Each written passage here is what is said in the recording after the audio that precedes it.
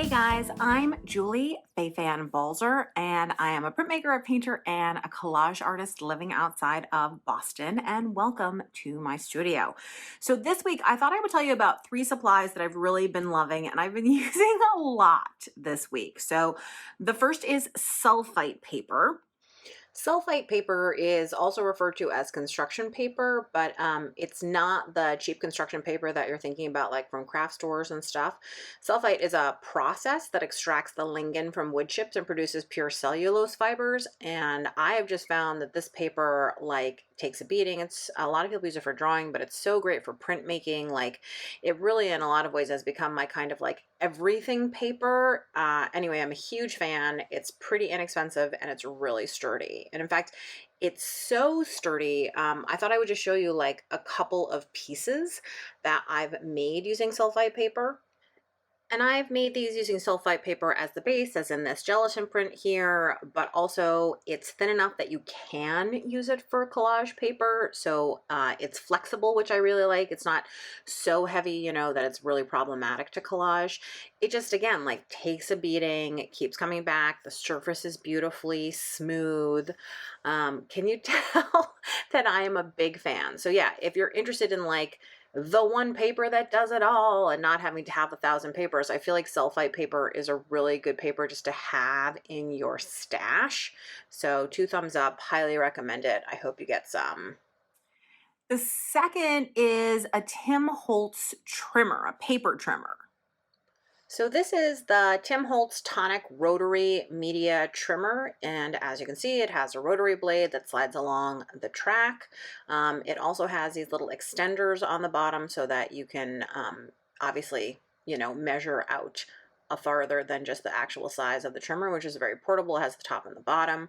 The thing that's a real difference maker for me that I like is that I can actually cut a stack of paper. So here's a stack of sulfite paper, which I buy in the big size and then often cut down for printmaking. And you can see that you just can slip it under the little plate there. I'm holding it up to the 9-inch mark, and I'm gonna push down the plastic part and run the rotary blade down. And it has now cut through this whole stack of paper in one try instead of me having to do it like a million times on a regular paper trimmer. So I think that's the big benefit, is it's designed to cut through like chipboard and stuff, but I really use it a lot for stacks of paper. Oh, and of course the rotary blade can go down to up to down, whatever. But just like that, you know, 2 cuts and I've actually cut myself a huge stack of paper that I can use for printmaking. And I just love that. And the third is wet strength tissue paper.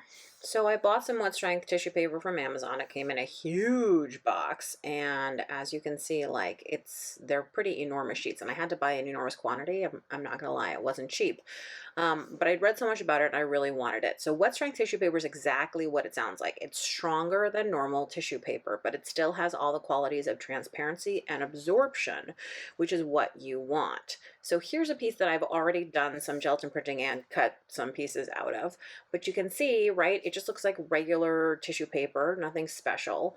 But here, what I want to show to you is we're gonna do a little bit of gelatin printing on a piece that's already been used, and I'm going to show you how you can just not wait for things to dry, go layer after layer, and it doesn't rip, it doesn't tear. Like you know, rice paper tears, regular tissue paper tears. You have to be so delicate. Even book pages, you often have to be really, really careful with.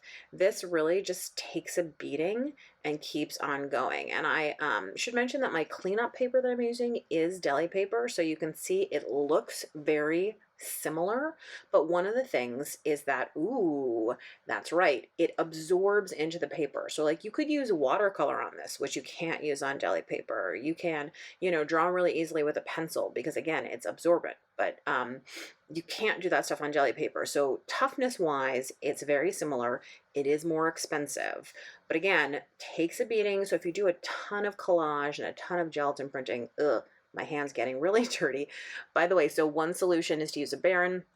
and something else to cover it. So I'm just using, again, a piece of deli paper here, and there you go. So deli paper is kind of like waxy. This is tissue paper. It's not waxy. It's absorbing through. The color's going all the way through. And also, unlike deli paper, where sometimes, oh, this is how strong it is. Even when it's wet, I'm sort of tugging and pulling at it, and it's not falling apart. But unlike deli paper, where sometimes the paint sort of comes off it a little bit, the paint is going into the paper with the tissue paper. So here's a piece that has a lot of white space. And we want that white space because everywhere that's white is going to become transparent when I go ahead and apply some matte medium. Now, I want to show you how strong this is, so I'm using way too much glue. I mean, like 4 times the amount of glue I need, because I want to get this paper stinking wet. Now, normal tissue paper would already have torn at this point. I'm using a credit card. It would have ripped in half right where I ripped the card. It would have sort of pilled up. If you've ever tried to collage tissue paper, you know this to be true. You have to be really careful, use a brush, all that kind of stuff. But this stuff is strong. I'm scraping and scraping and scraping and scraping and scraping.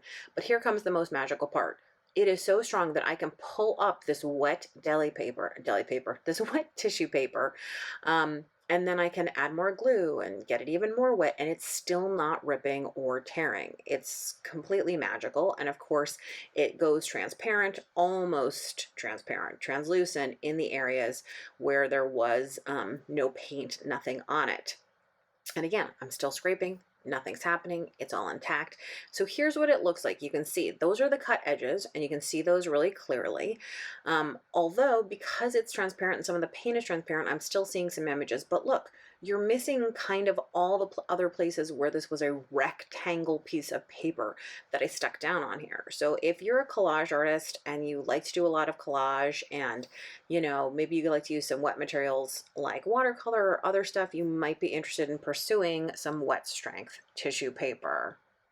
Thanks so much for stopping by. I hope that you're as excited about these art supplies as I am. If you would like more great art content, if you want to ask me questions and have me answer and do demos just for you, then I hope you will check out my monthly membership program. That's what it's all about. It's about community and, of course, art and learning and all that great stuff. And you can find that at balzerdesigns.com. And of course, I hope you'll join me for a class here in my studio. I'm just about to announce the lineup for 2024. There's one class already listed. It's a stamp carving class in March of 2024. And hopefully I'll have the rest up on the website soon.